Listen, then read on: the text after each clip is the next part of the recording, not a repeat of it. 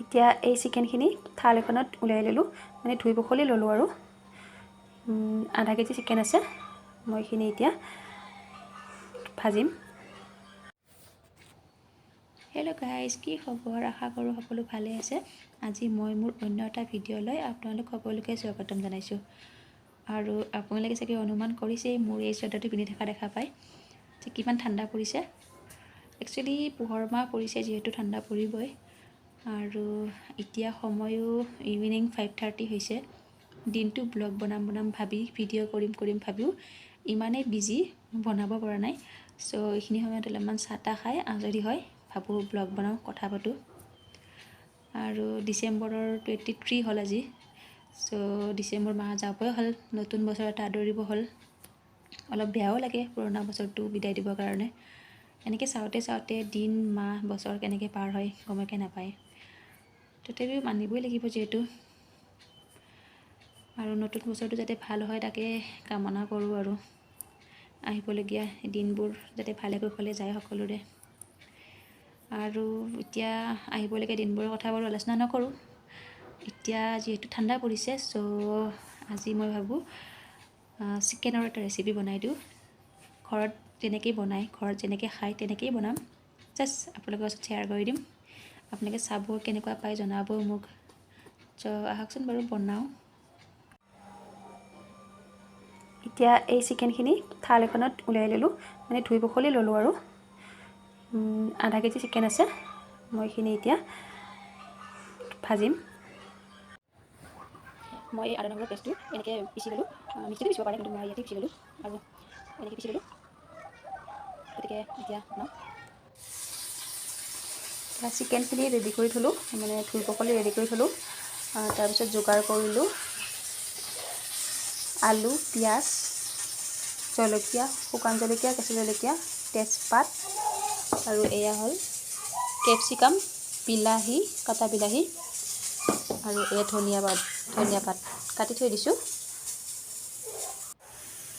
আৰু এয়া হৈছে পিচা আদা আৰু নহৰু সেইটো চব ৰেডি কৰি ল'লোঁ গোটেইখিনি।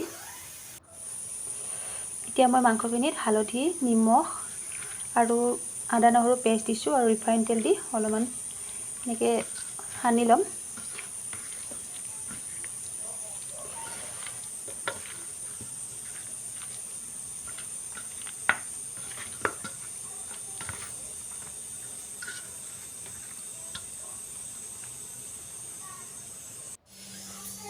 কেৰাহীটো প্ৰায় গৰম হৈছে। মই এতিয়া তেল দি দিম। তেলখিনি অলপ পকিব দিম। তেলখিনি প্ৰায় পকিছে। মই এতিয়া পিঁয়াজ দি দিম।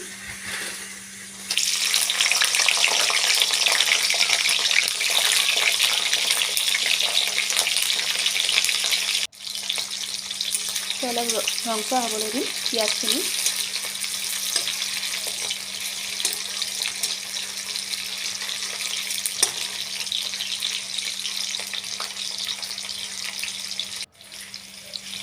পিঁয়াজখিনি প্ৰায় ৰংচোৱা হৈ উঠিছে। মই এতিয়া আদা নহৰুৰ পেষ্টটো দি দিম।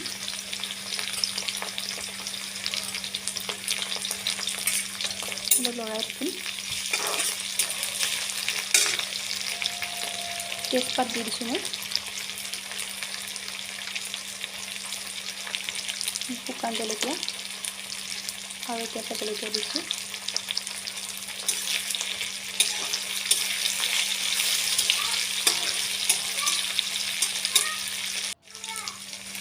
ভাজি থাকোঁতে মই হালধি ৰং দি দিম, ৰংগুড়া হালধি।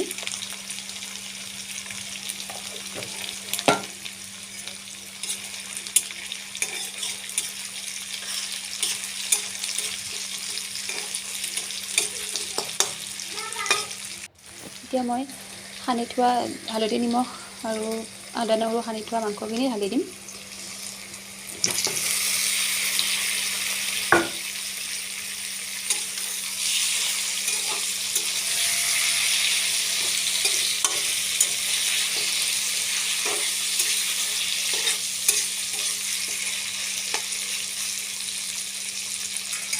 মছলা দি দিম মই।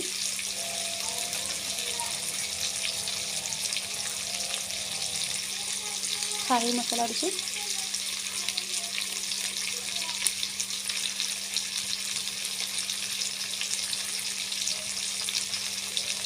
জিৰা পাউডাৰ দিছোঁ,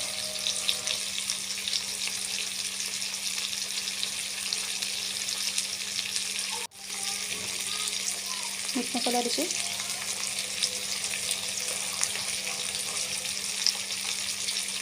আৰু অলপ মিৰ্চি পাউডাৰ দি দিম।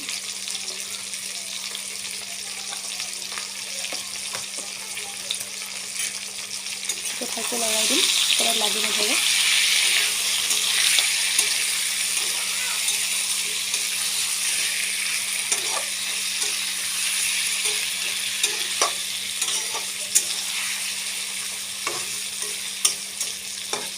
এতিয়া ঢাকনখন মাৰি থ'ম।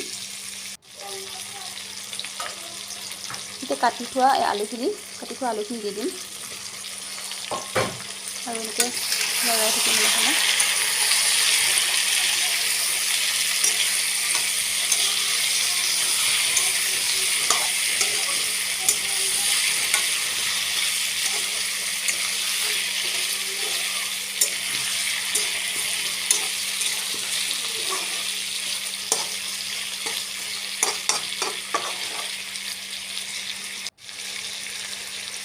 এতিয়া ইয়াত কেপচিকাম আৰু বিলাহীখিনি ঢালি দিম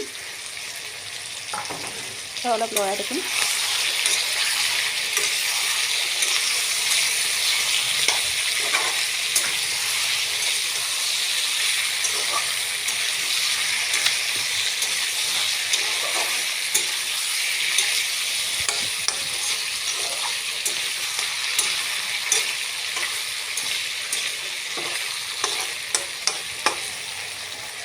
এতিয়া গোটা মছলা, গৰম মছলা আৰু জিৰা এনেকৈ লৈ লৈছোঁ।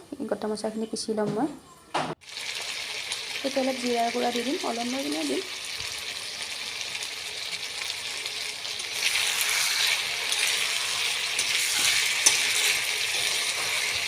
মাংসখিনিৰ পৰা পানী ওলাব ধৰিছে, পানীখিনি মাৰ যোৱালৈকে এনেকৈ লৰাই থাকিব লাগিব আৰু সিজিব দিব লাগিব।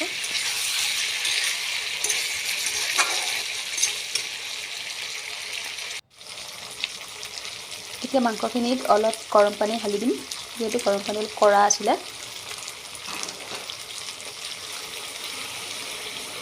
সিজিবৰ কাৰণে দিম, বেছি নহয় অলপমান দিম, যিটো চিকেন ফ্ৰাই দি বনাইছোঁ মই, সেইখিনি সিজিবৰ কাৰণে দি দিম।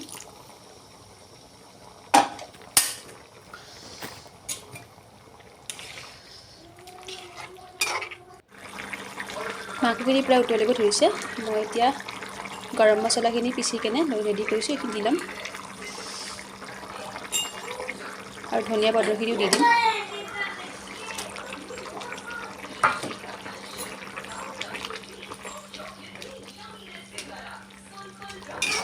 অলপমান উতল খাব দি নমাই থ'ব পাৰিম। মাংসখিনি প্ৰায় হৈ উঠিছে, এতিয়া নমাই দিব পাৰিম আৰু। দেখিবলৈ কেনেকুৱা হৈছে জনাবচোন। হেল্ল' ফ্ৰেণ্ডছ, এতিয়া ভাত পানী খাই আজৰি হ'লোঁ।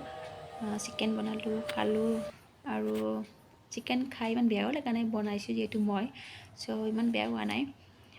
আৰু আপোনালোকে ক'ব মই কেনেকৈ বনাইছোঁ, দেখিবলৈ কেনেকুৱা হৈছে, আৰু আপোনালোকে কেনেকৈ বনায় দেখুৱাব মোক, মই চাই এনেকৈ বনাব পাৰিম, শিকিব পাৰিম। আৰু এতিয়া বেলেগ কথা নকওঁ আৰু যদি মোৰ ভিডিঅ'বোৰ চাই ভাল পায় আপোনালোকে প্লিজ লাইক, কমেণ্ট আৰু শ্বেয়াৰ কৰি দিব আৰু ছাবস্ক্ৰাইব কৰি দিব, লগত থকা বেল আইকনটো ক্লিক কৰি দিব। আপোনালোকৰ ছাপোৰ্ট পালে মই নতুন নতুন ভিডিঅ' বনাবলৈ উৎসাহ পাম। চ' ৰাখিছোঁ এতিয়া, গুড নাইট।